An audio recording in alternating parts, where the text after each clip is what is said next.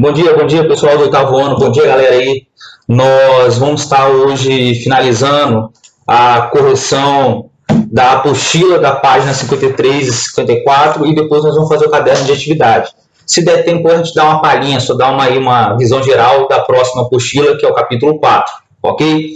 Nós finalizamos a correção da página, nós vimos lá a questão indígena, fizemos a página 40, que eu não tinha pedido, mas aí eu comentei com vocês, a página 41, a correção passada, passamos na 43, 45, 47, chegamos lá, se eu não me engano, na 49, que nós fizemos a correção, que era para ter um debate para fazer na página de cima sobre a questão da escravidão nos dias atuais, se tem algum resquício ou não. E eu falei com os senhores que tem sim um resquício. Eu falei que nós temos uma dívida com a população negra que foi trazida à força, escravizada, de forma violenta, que nós vimos aqui para o Brasil. E nós fizemos a 49 e a 51, que é justamente sobre a Constituição de 1824, que falava sobre a questão se a Constituição era universal para cada um, se era universal para o Brasil. Não, não era. A nossa primeira Constituição já nasceu excludente, excluía escravos, ex-escravos, excluía a população mais pobre, os mestiços, os índios, não considerava quase ninguém como somente quem era da elite. Inclusive a mulher também, que era da elite, ela não era considerada cidadã. Não sei se ficou claro isso na aula passada, porque ficou meio corrido. Só era cidadão quem? Um homem branco que tinha posse, que podia participar ali da Câmara de Vereadores, Câmara de Deputados, estaria apoiando o Dom Pedro II. Então quer dizer que nossa primeira Constituição, ela já foi excludente. Ela excluía a participação da população. E eu vou falar uma coisa para vocês, hein? A gente vai depois partir aí para o mundo. E só para encerrar esse segundo reinado aí, eu vou deixar uma reflexão que nós vamos finalizar hoje. O Brasil sempre excluiu a população da participação política. Essa que é a verdade. Excluiu durante a independência, excluiu na regência, porque ali as revoltas eram da elite local e depois o poder foi concentrado. No segundo reinado, nós estamos vendo que quem é privilegiado é quem? É justamente a elite do café, de novo, que participa da política, do poder moderador, é o Partido Conservador e Liberal. Professor, onde é que fica o povo? Onde é que ficam os escravos? Onde é que ficam os índios? Onde é que ficam os mestiços, os pobres? Eles sempre vão ficar à margem da sociedade. Com a proclamação da República, vai se aumentar a participação um pouco da população, mas mesmo assim a gente vai ver depois, no ano que vem, que a população sempre foi deixada de escanteio. E esse que é o erro. Esse é o erro da proclamação da República. Nós vamos finalizar hoje, eu vou comentar isso com vocês. Fechou? Cristiano, podemos ir? Você pode ler para a gente a hora do estudo, mas antes, eu quero todo mundo aberto na página 53, que lá tem o quadro de Benedito Calixto, página 53. Vocês estão vendo esse quadro aí do Benedito Calixto, Proclamação da República?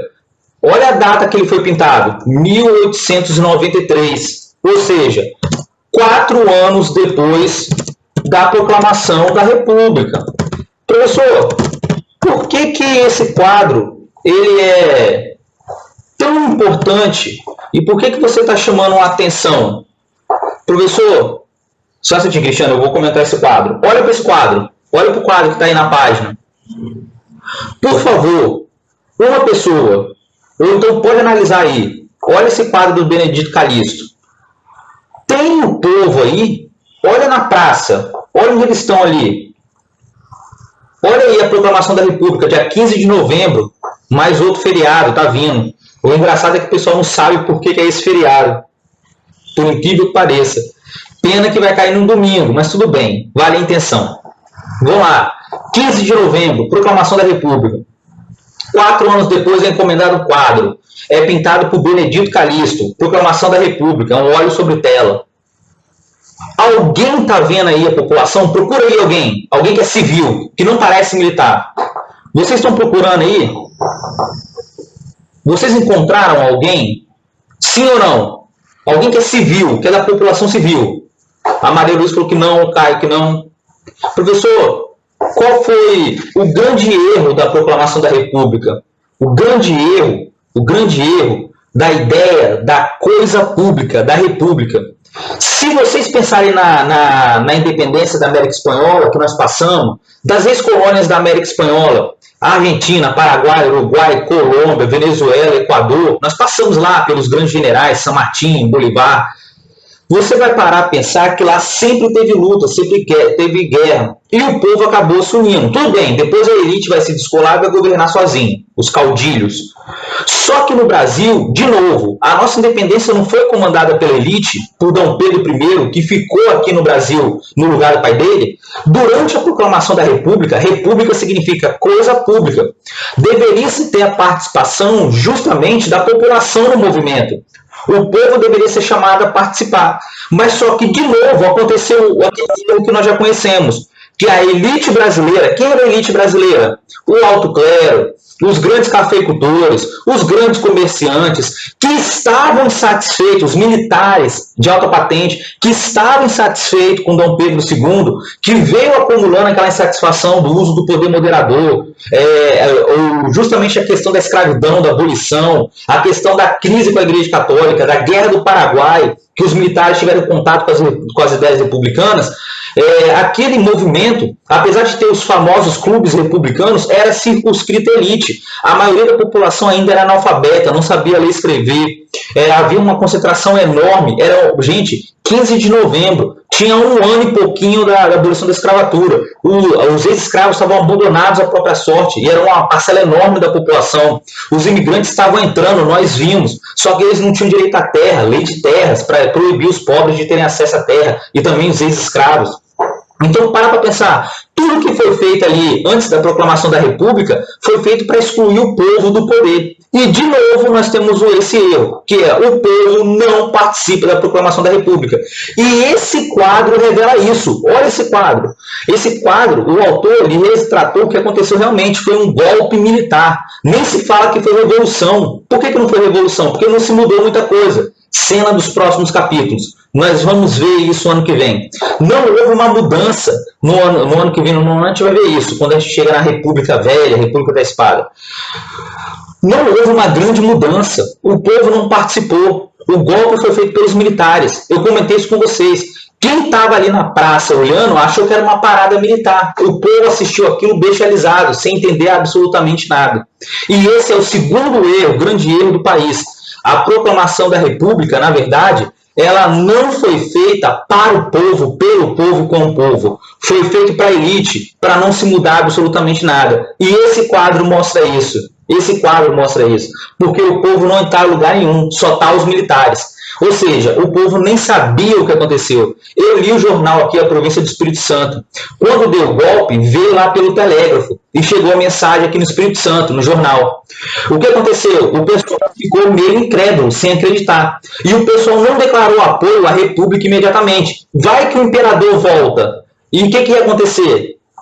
Entenderam a ideia? Então foi uma coisa que aconteceu assim, a revelia. Foi localizada no Rio de Janeiro, que era a capital. O Marechal Deodoro, que deu o golpe, ele era até monarquista antes, tinha simpatia pela monarquia, mas ele foi impelido a dar, pelos militares ao redor dele, dar o golpe, porque senão ele ia ser tirado do poder e outro ia ser colocado para dar o golpe. Essa que é a verdade. Ele estava até meio adoentado. Ou seja, os erros se repetem no Brasil. É isso que eu quero que vocês entendam nesse capítulo. Os erros se repetem no Brasil. Não é de agora. Infelizmente. Ok? Fica aí a reflexão, porque eu não vou passar a atividade complementar, mas esse quadro é muito importante. Cristiano, hora do estudo. Lê lá pra gente, fazendo favor. Tá me ouvindo? Tô. Valeu, obrigado. Estabeleça a relação entre os conflitos na região platina e a criação de grupos republicanos entre os militares brasileiros. Posso ler a resposta? Tá. Os militares brasileiros que lutavam nas guerras platinas entraram em contato com militares de países republicanos. Desse modo, foi despertado dos integrantes do Exército o interesse pela adoção da República e uma maior participação deles nas decisões políticas. Por esse motivo, houve a criação de clubes republicanos. Meu Deus, Cristiano, você está acordado e a resposta foi perfeita. Meus parabéns, está prestando atenção. Para tudo agora. Por que o seu professor fez essa introdução? Excelente, Cristiano. Muito bom. Você foi certíssimo em cima da resposta. Galera, o exército brasileiro, quando estourou a Guerra do Paraguai, não era bem treinado, bem preparado. Porque o Império achava que ninguém ia ameaçar a soberania do Brasil. O Brasil é um gigante. Eu já comentei isso com vocês, não vou voltar. A ideia que o Brasil é um país pacífico é um mito, que nós somos bonzinhos é um mito. Se eu estivesse dando essa aula lá no Paraguai, eu ia estar falando mal dos brasileiros. Nem preciso, né, que eu já falo aqui mesmo sobre o Brasil, mas tudo bem. Vamos lá. O Cristiano bateu na parte central. Os militares, eles foram lutar uma guerra aonde só o Brasil era uma monarquia. O Paraguai era uma república que estava sendo atacada, a Argentina que se aliou ao Brasil era uma república, o Uruguai que se aliou ao Brasil era uma república, a América quase toda era república, faltava o Brasil. Quando os militares vão para essa guerra mal preparados, como você sabe disso, professor? O Paraguai pequenininho tinha 64 mil soldados. A Tríplice Aliança com o Brasil, Argentina e Uruguai tinha 60 mil. E foi uma luta para levar a guerra, porque depois virou alistamento obrigatório. No Brasil se prometeu ali a abolição da escravatura por soldados negros que fossem lutar, os escravos. Isso não aconteceu. Os militares tiveram contato com a forma de governo chamado republicanismo pela primeira vez. A coisa pública, aonde os militares tinham voz, eles podiam decidir. Os militares brasileiros foram chamados à guerra. Eles não tinham opção, porque o Império mandou. Olha, vai lá e derrota o Paraguai. Enquanto que eles tiveram contato com generais e políticos de outros países, e eles aprenderam que uma decisão pode ser coletiva, pode ser discutida, e não é uma ordem que vem de cima para baixo. Os militares que lutaram na Guerra do Paraguai, eles mantiveram contato com essas repúblicas platinas, do Cone Sul do Brasil. E a sua forma de governo, que previa uma maior participação política do exército no poder. Uma maior participação política quer dizer uma maior forma de decisão. Eles poderiam participar da política e decidir as coisas coletivamente, e não somente receber a ordem do imperador. E justamente aí vai se criar os famosos clubes republicanos. Porque quando essa galera volta da Guerra do Paraguai, eles voltam desiludidos com a monarquia. Eles voltam desiludidos com a forma de governo, onde eles não podiam tomar decisões, somente obedecer. E eles também começam a criar justamente os famosos clubes republicanos. Vai surgir o Clube Republicano lá no Rio de Janeiro, e depois vai surgir o Clube Republicano Paulista, o PRP, em 1872. E o nosso imperador, mesmo sabendo que a República previa a queda do Império, não vai conseguir deter. Por que não, professor? Porque o Império vai conseguir perder o apoio dos militares devido à Guerra do Paraguai. A Guerra do Paraguai endividou o Brasil, profissionalizou o exército, mas endividou o Brasil. Os militares vão retirar o apoio, principalmente a questão da escravidão, e também vão começar a adotar as práticas republicanas. O Dom Pedro vai arranjar confusão com a Igreja Católica, que é a questão da maçonaria, do padroado, e justamente depois vai abolir a escravidão e vai conseguir perder o apoio dos grandes cafeicultores latifundiários, e também dos comerciantes, dos grandes comerciantes. Por que o Império caiu no 8º ano? Porque o Dom Pedro perdeu o apoio da elite. Escreve isso para mim, pelo amor de Deus. Dom Pedro perdeu o apoio da elite. Em nenhum momento eu falei que o povo fez uma revolução, o povo foi lutar, ou o povo foi manipulado para lutar. Não houve isso no Brasil. Não houve uma guerra pela formação da República. Não houve. Foi a elite que retirou o apoio de Dom Pedro. Perdeu o apoio da igreja, perdeu o apoio dos grandes comerciantes latifundiários e perdeu o apoio do exército. Ficou sozinho o pessoal. Dom Pedro, vaza, vai para o exílio. Esse que é o golpe do dia 15 de novembro de 1839, a famosa Proclamação da República. Ok? Coloca isso aí, tá? Que ele perdeu o apoio da elite, não só do exército, mas de toda a elite. 2. Cristiano, lê pra gente, fazendo um favor. Beleza.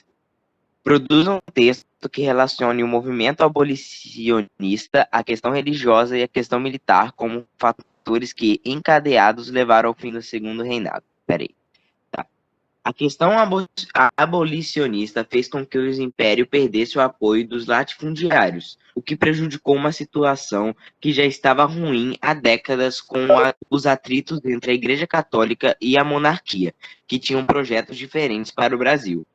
Com a Guerra do Paraguai, os militares brasileiros ganharam grande popularidade, mas que não foi traduzida em espaço na política nacional, e começaram a defender, junto com os latifundiários, uma reforma política profunda, com a proclamação da República e um novo rumo para o país, o que acelerou o fim do segundo reinado. Muito bom, Cristiano. Legal.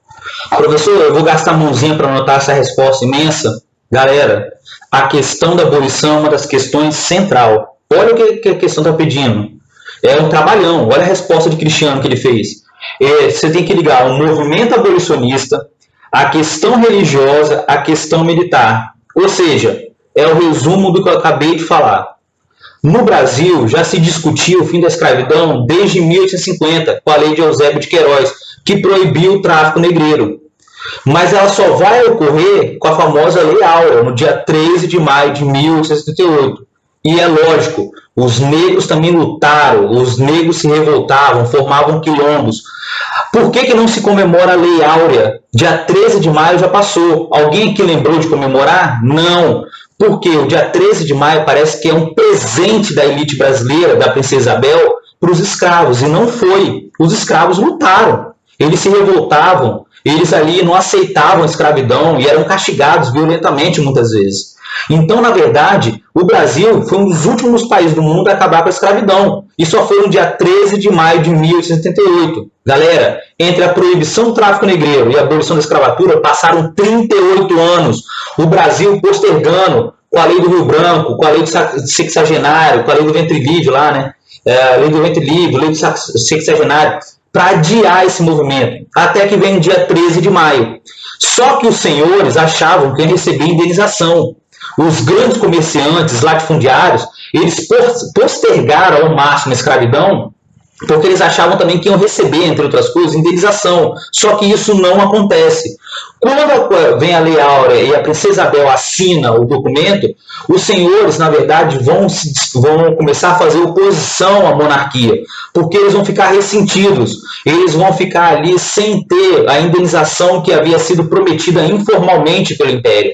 Os imigrantes estavam entrando, mas nesse momento quem bancava era o próprio governo, e o governo direcionava para X ou Y, para São Paulo, para o Rio, a quantidade de escravizados. E não era suficiente para suprir, nesse momento, a falta da mão de obra escrava. Então isso vai despertar uma enorme oposição da elite do café, dos grandes comerciantes, que se sentiram enganados. Olha a palavrinha-chave, coloca aí. Que se sentiram enganados. Professor, qual foi o outro grande acontecimento? Foi a questão do padroado da Igreja Católica. A Igreja Católica, com a bula Sílabus, determinou que nenhum católico deveria praticar a maçonaria, que era uma sociedade de ajuda mútua, de fraternidade, que não tem nada a ver com o demônio, eu já expliquei isso, tá? Por favor. Que proibiu aqui a prática da maçonaria. Só que a maçonaria era disseminada na elite brasileira, e até hoje tá? Sinto muito, até hoje Se você for ali pegar os grandes nomes da história do Brasil, muitos vocês vão ver que eram maçons, que era uma coisa comum. Você era católico e era maçom. E não havia uma contradição nisso. Só que com a bula Sílabus, o Papa determinou que não deveria se mais ter membros da Igreja Católica na maçonaria. Só que aqui no Brasil, na monarquia, a elite toda era maçom, inclusive fala-se Dom Pedro era. O que vai acontecer? O padroado dizia que, na verdade, que quem bancava a Igreja Católica e ratificava as nomeações do Papa era o próprio Dom Pedro. Só que no Brasil vai gerar-se uma confusão tremenda, porque alguns bispos lá no Nordeste vão resolver expulsar os maçons e Dom Pedro vai ficar ao lado da maçonaria.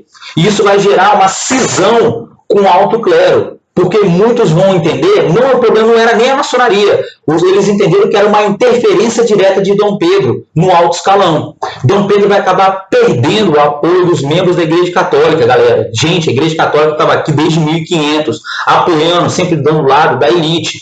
A partir de agora, a Igreja Católica vai ter uma cisão. Vai ter uma parte que vai ficar com Dom Pedro e outra parte que vai falar, caramba, o republicanismo é a melhor forma. Porque se nós estivéssemos na República, nós não seríamos perseguidos por Dom Pedro. Olha só a ideia da Igreja Católica aqui dentro dos membros da Igreja Católica.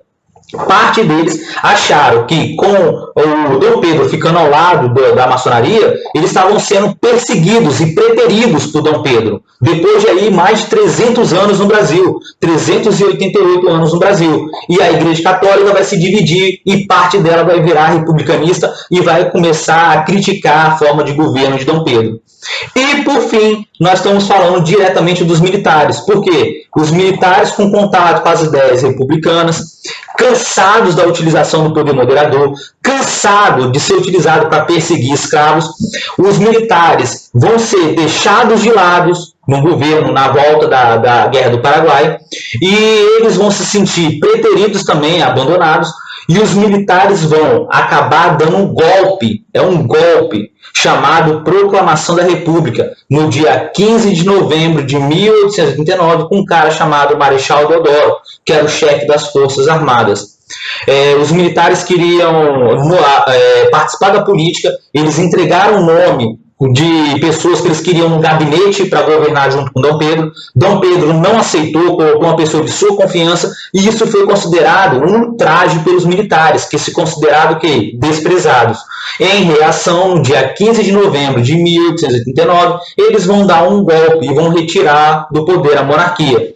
Acaba a monarquia no Brasil, Dom Pedro vai para o exílio, ele vai ficar lá triste, essa é a verdade, história de bastidor, não contei isso não. Lá fora ele vai ficar remoendo, vai ficar triste, ele passa pela França, diz que ele carregava um pouco das areias aqui da terra, aqui do Brasil, e ele vai morrer amargurado, porque ele não vai poder voltar ao Brasil, ele só volta depois de morto, ok? Sim, Mateus, Mateus ele bateu certinho. Professor, isso parece mais um jogo de interesses, e não uma revolução. Quem é que ficou com essa impressão? Mateus, perfeito. Quem é que ficou com a impressão que, na verdade, isso era um jogo de interesses e não ia ser benéfico para a população? Meus parabéns. É isso que é a proclamação da República.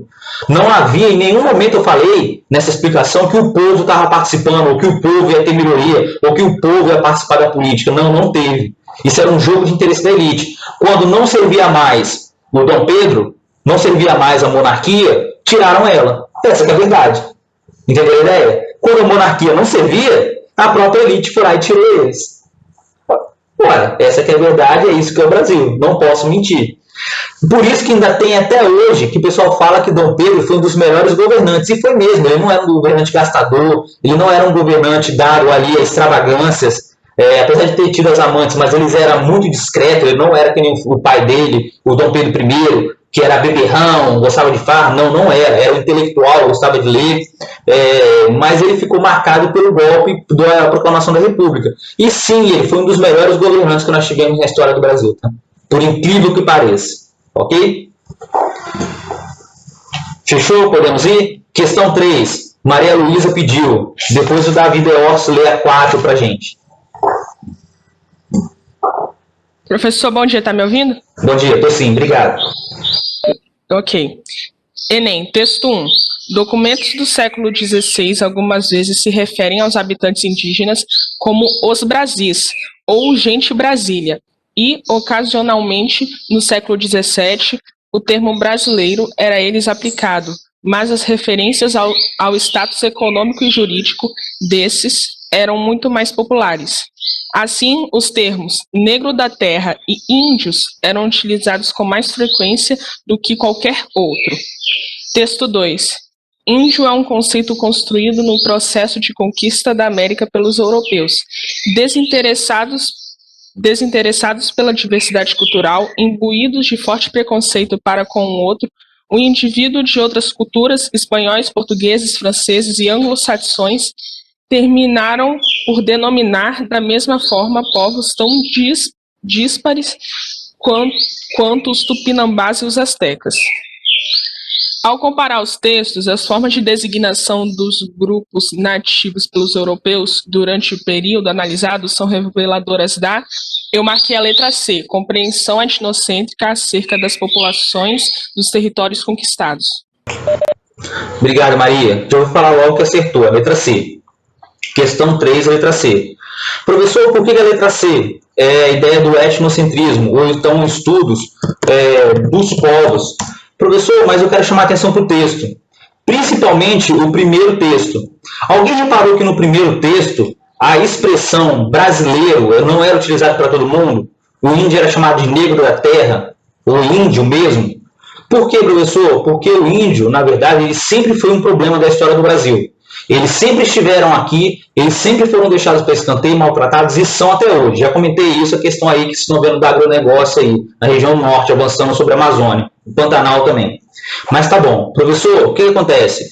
Era um nome pejorativo. O engraçado é que o índio, ele só é lembrado quando a gente tem aquela ideia, olha, o que é nativo do Brasil? Nativo do Brasil, o que é brasileiro mesmo? É o europeu? Não. É o escravo o negro que veio cativo da África? Não. Lógico, se integraram à população. Mas o que é nativo do Brasil mesmo são os índios. Inclusive, o índio só era lembrado na história quando se precisava construir uma identidade nacional. Por quê? Quando o Brasil ficou independente, Dom Pedro queria criar uma identidade nacional. O que é mais nacional do que o índio? Dom Pedro II, se você tiver acesso agora, eu sei que tem muita gente que está no celular, mas se você tiver acesso agora, se você digitar lá Dom Pedro, índios, você vai ver que Dom Pedro, muitas vezes foi pintado em alguns quadros parecendo com roupas indígenas, porque ele queria, não estranhe isso, é verdade, ele foi retratado com roupas indígenas, nativas. Por quê? Porque Dom Pedro queria criar uma identidade nacional, assim como o filho dele, Dom Pedro I. Então, o que é mais nacional do que o indígena? Aí todo mundo lembra do indígena. Olha, que legal, o indígena aqui do Brasil. Aí depois vem o outro lado. Como é que o índio é tratado aqui dentro? O cara não faz nada, é preguiçoso, sabe beber, não quer trabalhar. E essa visão que se perpetua até os dias de hoje. Então a letra C é a correta, porque é uma compreensão etnocêntrica acerca das populações e territórios conquistados.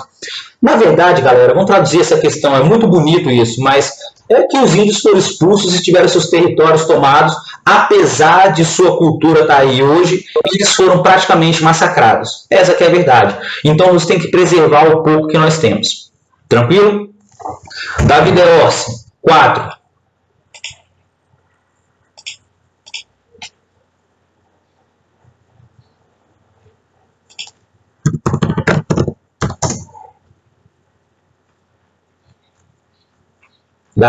Davi, não?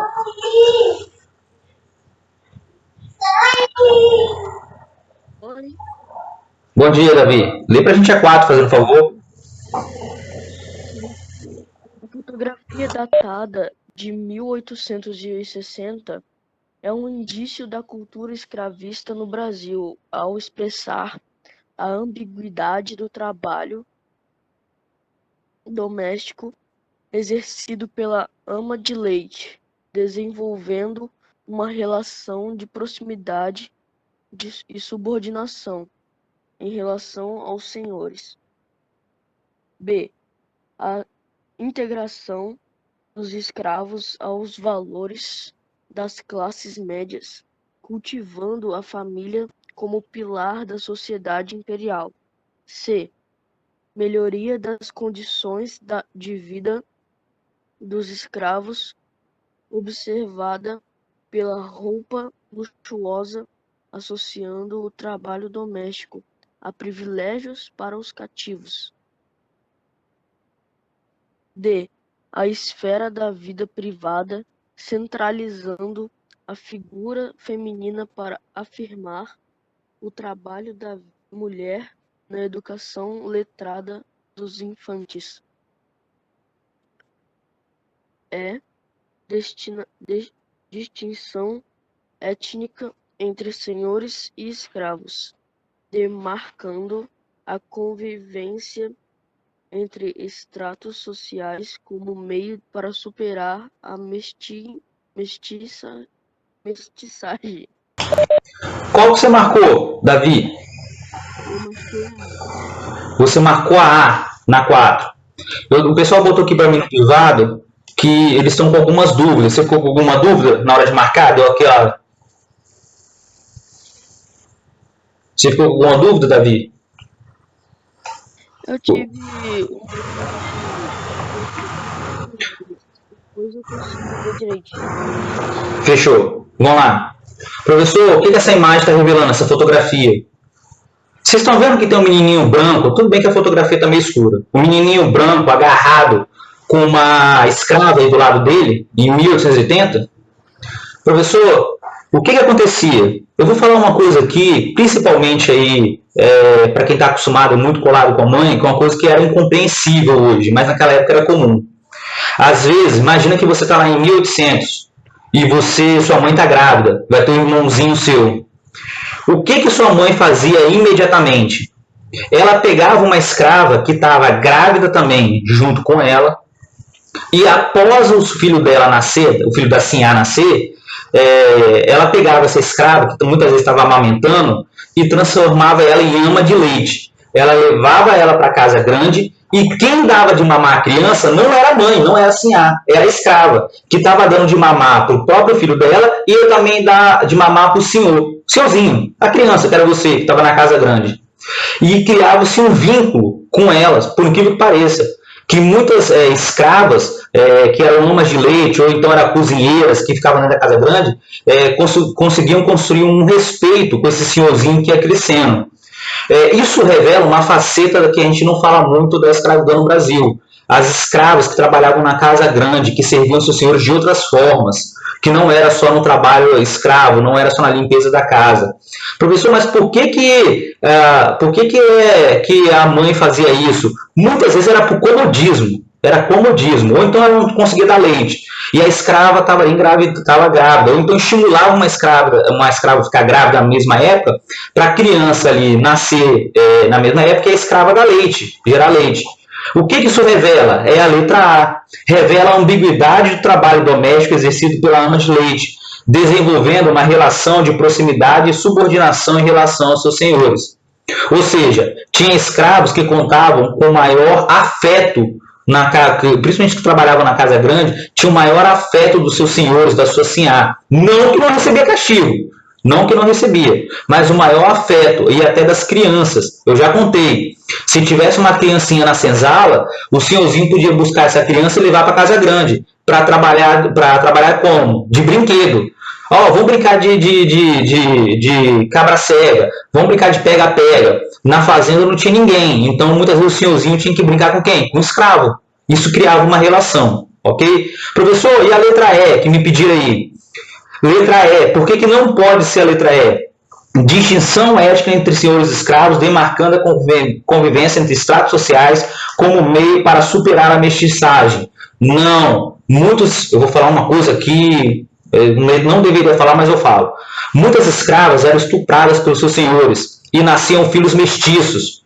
Professor, como é que você descobre isso? Porque quando o senhor morria, a gente ia lá ler o documento e via: olha, eu estou deixando aqui R$1.000 para o meu primeiro filho, estou deixando a fazenda para o segundo. Aí, imagina, o cara só tinha 2 filhos, beleza. Aí aparecia um terceiro filho, aparecia uma terceira pessoa que recebia também parte da herança.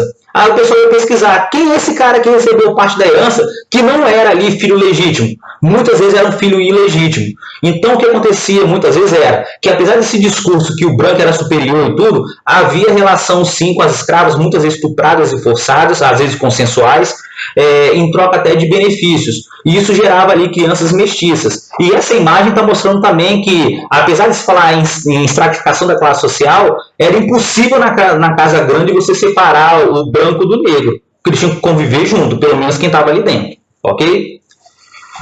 Dúvidas?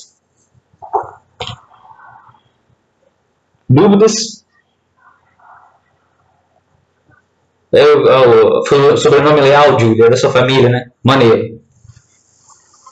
João, você pode ler as 5 pra gente, fazendo um favor? Consegue me escutar, professor? Perfeito, obrigado. Tá bom. Questão 5. Enem. Artigo 231. São reconhecidos aos índios sua organização social, costumes, línguas, crenças e tradições, e os direitos originários sobre as terras que tradicionalmente ocupam, competindo à União desmarcá-las, proteger e fazer respeitar todos os seus bens. A persistência das reivindicações relativas à aplicação desse preceito normativo tem em vista a vinculação histórica fundamental entre A. Etnia e miscigenação racial, B. Sociedade e igualdade jurídica, C. Espaço e sobrevivência cultural, D. Progresso e educação ambiental, E. Bem-estar e modernização econômica. Eu marquei a letra C. Vamos lá. Quem não reparou, obrigado, João. Essa aí é parte da Constituição atual do Brasil, Constituição moderna. E vocês estão vendo que eles dão um tratamento diferente para os indígenas, demarcação de terras indígenas, preservação da sua cultura? É tudo que a gente não está fazendo hoje, né? Mas tudo bem. Professor, o que ele está perguntando? qual é a visão dessa Constituição atual com os povos indígenas? O João marcou a letra C, espaço e sobrevivência cultural. Na verdade, João, o correto seria a letra B, mas eu entendi porque que você marcou a C.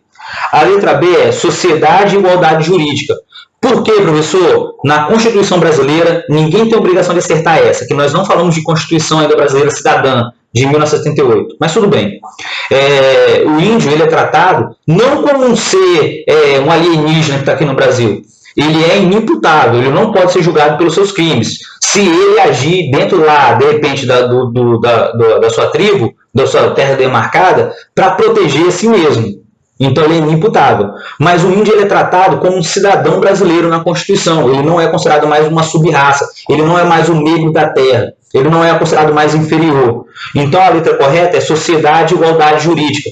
O índio passou a ter direito a terras reconhecidas, demarcação de terras. Ok? Passou a ter direito à preservação da sua cultura, da sua língua, da sua tradição, sem prejuízo para o Brasil. Sem prejuízo para o Brasil. Nós estamos vendo aí que muitas terras indígenas estão sendo invadidas, índios estão sendo mortos. O Brasil não cumpre muito o que fala, não. É uma lei que ficou só no papel. Ok? Então a sequência ficou da página 54, C, A, B. Podemos ir para a correção do caderno de atividade? Rápido e rasteiro, que é a maioria de marcar X. Ok?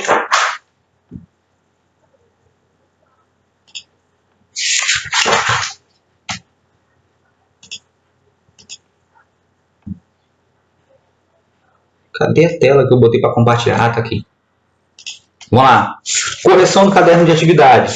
O caderno de atividade era para ser feito ali, lido a página 22 e ele ia até a página 26.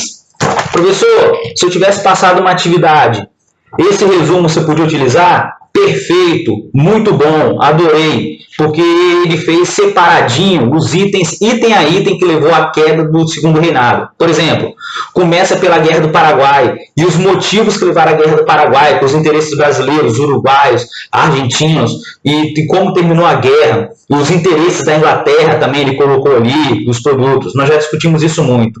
Depois,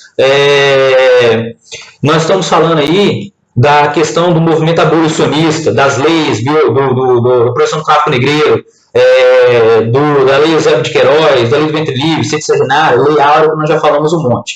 A questão indígena, que é uma questão um pouco menos importante, mas significativa, de como se tratava os povos indígenas. A questão religiosa, do padroado, acabamos de falar. E a questão militar, que é a última que vai dar o golpe.